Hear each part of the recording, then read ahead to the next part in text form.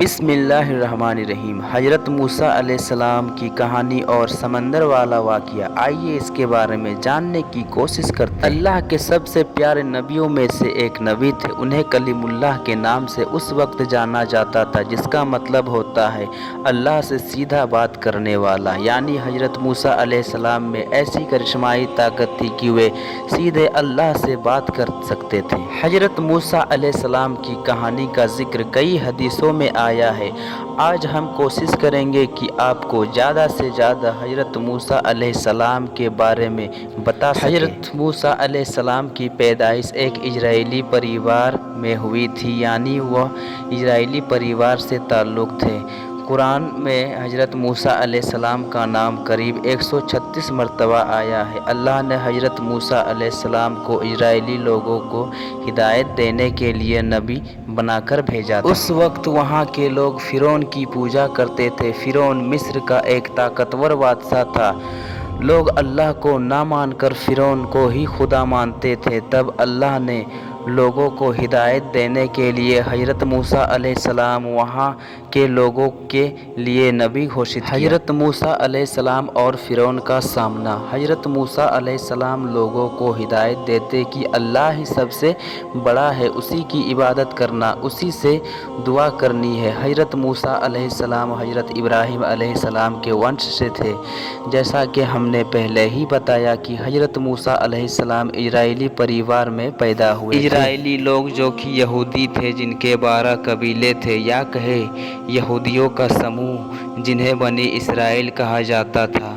بنی اسرائیل لوگ حضرت یعقوب، جنہیں حضرت اسرائیل بھی کہا جاتا ہے، جن کا انگریزی نام جیکب تھا، ان سے تعلق رکھتے تھے۔ اس وقت بنی اسرائیل لوگ زمین پر سب سے اچھے لوگ تھے، لیکن مصر کے لوگ ان سے نفرت کرنے لگے تھے۔ اس وقت مصر کے طاقتور راجا فرعون نے سارے بنی اسرائیل لوگوں کو اپنا غلام بنا لیا تھا۔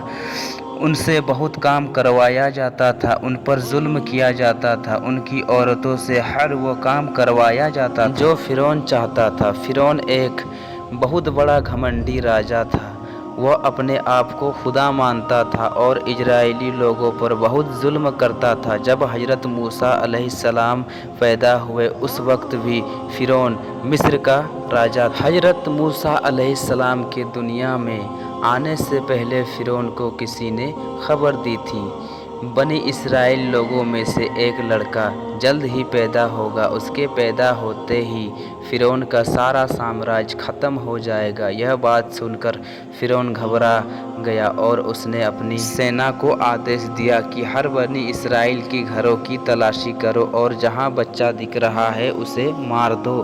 فرعون صرف بیٹوں کو مارنا چاہتا تھا، بیٹیاں ہونے پر وہ انہیں چھوڑ دیتا تھا۔ فرعون کا آدیش ملتے ہی سپاہی بنی اسرائیل کی گھروں کی تلاشی میں نکل گئے اور ایک ایک کر کے ان کے بچوں کا قتل کرنا شروع کر دیا۔ جب حضرت موسیٰ علیہ السلام کی ماں کو اس بات کی خبر لگی تو وہ بھی ڈر گئی۔ تب اللہ سے ایک پیغام ان کو آیا کہ تو اسے ایک ٹوکری میں رکھ کر نیل ندی میں چھوڑ دے، اس بچے کو کچھ نہیں ہوگا۔ اللہ کے حکم کے مطابق انہوں نے آپ یعنی حضرت موسیٰ علیہ السلام کو ایک ٹوکری میں گھر کے پیچھے نیل ندی میں رکھ دیا۔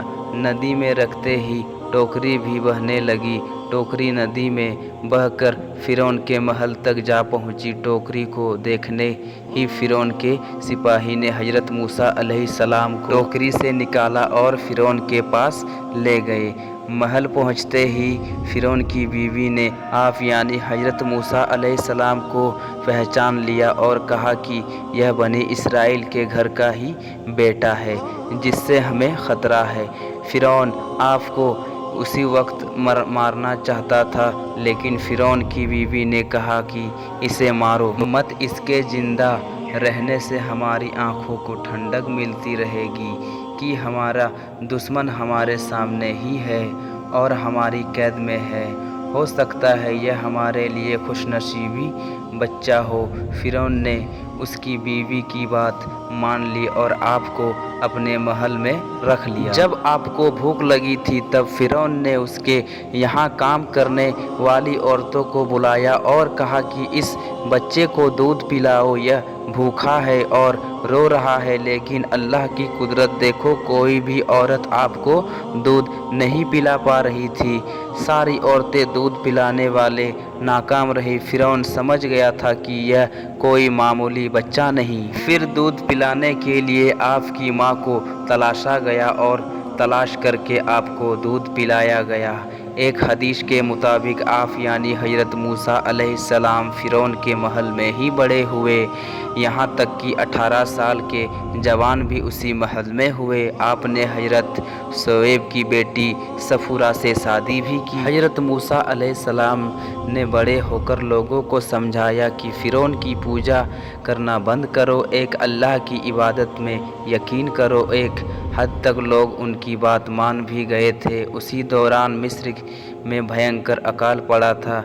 लोग कई बीमारियों से मुब्तला हो गए थे। सारे लोग हज़रत मूसा अलैहिस्सलाम के पास पहुँचे और कहा कि हम आपके कहने पर चलेंगे, और वादा किया कि वह एक अल्लाह ही की इबादत करेंगे। जब लोग बीमारी से ठीक होना शुरू हुए और हालात पहले जैसे होने लगे, तब लोग फ़िरौन के डर से वापसी उसकी पूजा में लग गए। उसी दौरान फ़िरौन के जुल्म से लोगों को निजात दिलवाने के लिए हज़रत मूसा अलैहिस्सलाम ने फ़िरौन को चेतावनी दी कि और कहा कि वह लोगों पर जुल्म करना छोड़ दे और लोगों को गुलामी से आज़ाद कर दे। लेकिन घमंडी फ़िरौन को इस बात का कोई असर नहीं हुआ। हज़रत मूसा अलैहिस्सलाम ने बनी इसराइल लोगों को इकट्ठा किया और फ़लस्तीन के लिए रवाना हो गए, क्योंकि वह सभी इजरायली लोगों को फ़िरौन के जुल्म से निजात दिलवाना चाहते थे। जब फ़िरौन को आपके फ़लस्तीन जाने का पता चला, तब वह एक विशाल सेना के साथ आपका पीछा करने लगा। जब मूसा अलैहिस्सलाम बनी इसराइल के लोगों के साथ लाल सागर तक पहुँचे, तब उनके पीछे फ़िरौन की बड़ी सेना थी जो सबको मारने को तैयार थी, और आपके आगे गहरा समंदर था। बनी इसराइल के लोगों ने मान लिया था कि फ़िरौन अब उन्हें मार देगा। इतने में हज़रत मूसा अलैहिस्सलाम ने अपनी छड़ी से समंदर के पानी पर मारा। तभी आपके सामने समंदर में एक सूखा रास्ता बन गया और समंदर का पानी अलग अलग हो गया और बीच में एक सूखा रास्ता बन गया। हज़रत मूसा अलैहिस्सलाम और बनी इसराइल के लोगों ने रास्ता पार कर लिया। फ़िरौन भी उसी रास्ते पर अपनी सेना को लेकर आगे बढ़ने लगा। तभी अचानक से रास्ता बंद हो गया और फ़िरौन और उसकी सेना समंदर में डूबकर मर गई। प्यारे दोस्तों, आपसे गुजारिश है कि अगर यह वीडियो आपको पसंद आई हो तो वीडियो को लाइक और चैनल को सब्सक्राइब भी कर लें, ताकि ऐसी ही वीडियो आपको दोबारा मिलती रहे। अब इंशाअल्लाह जल्द ही मिलेंगे और एक नई वीडियो के साथ। तब तक अपना ख्याल रखें। अस्सलामु अलैकुम, अल्लाह हाफिज़।